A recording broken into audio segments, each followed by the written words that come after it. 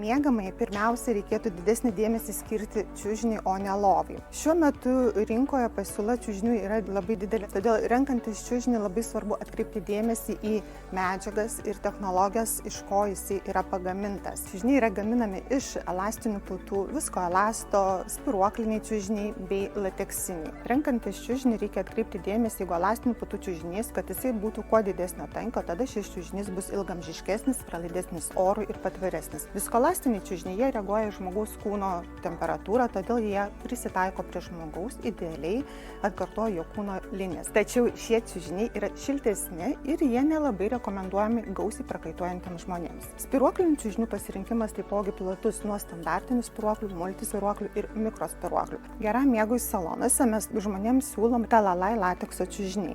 Lateksas talalai, pats lateksas tai yra natūrali medžiaga gaunama iš gamtos. Būtent talalai čiužiniai jie turi ypatingą gamybos procesą ir technologiją. Tas procesas susideda iš 3 etapų – maišymo, šaldymo iki 30 laipsnių temperatūros ir vėliau stingdymo ir vulkanizacijos aukštoje temperatūroje.